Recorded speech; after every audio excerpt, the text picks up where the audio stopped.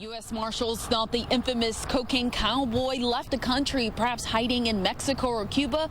But nope, he was hiding right under their noses. He was caught in Kissimmee when he was riding his bike with his wife. And later on today, he'll be facing a federal judge right here at the courthouse after being on the run for 26 years. Now, right behind me, this trailer just completely destroyed. The Park Service is here from the Kissimmee Prairie Preserve State Park telling me that the couple here actually from Ohio, their license plates just flown out of here, just telling me that they're going to be closed for all the campers here until next Friday. So they're not accepting anyone to come out here because it's actually dangerous. We've been seeing a lot of broken branches right over here. You can see to my right, they continue to fall. So again, it's dangerous. These are the court documents that were filed saying that Nora Solomon is not fighting extradition to Florida. And in fact, you can see right there, that's her signature saying that she's agreeing to come back to Orlando. Neighbors said that he heard one shot, then 5 rapid shots. It seems like that they're split on the issue. Some want to pass this ordinance so that way young adults won't have a criminal record.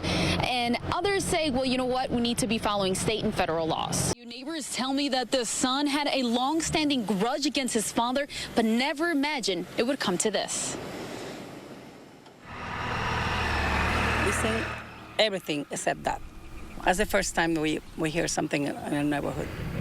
Police say the 34-year-old Chandler Belliston used a crowbar to crack his father's skull and ribs. Then he used a machete to slice his face. If I were to describe it in one word, I would say disturbing. Belliston faced a judge this afternoon. Mr. Belliston, you are before the court for the current charge of homicide, a first-degree felony. Police say another family member discovered Belliston's father lying on his bedroom floor in a pool of blood. But police didn't tell neighbors it was a homicide because the call first came in as a suicide. We had to conduct the investigation, come to that conclusion and everything. Sometimes it's not immediately determined as that, so we have to go through the whole procedure. We're supposed to know about that, no waiting until the news put in, we watch the TV and saw that, they say, wow, my neighbor. Police eventually did get the word out. I let them know what had happened, didn't go into too many details, but assured them that it was not something they needed to worry about as far as somebody being loose on the neighborhood. And after court today, Belliston's friend from high school described the accused killer as a good kid with a good heart. For now, reporting live here outside the Seminole County Jail, Jackie Orozco, Fox 35 News. Deputies are actually looking for that suspicious man because they've already received several reports about him. And one brave woman spoke up and told us about her encounter. Just be careful, because I'm afraid this could happen to another woman, and it's scary. That's the voice of the woman who was pulled over by a fake cop Tuesday night. She didn't want to show her face, still scared because the man is still out there. But she got the courage to tell us her story.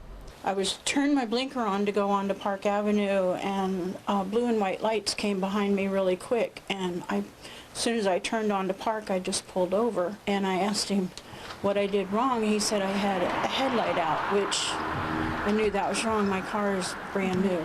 After that, she said the man insisted she give him her license. That's when she knew something was wrong, especially when the man never identified himself as a cop, let alone look like one.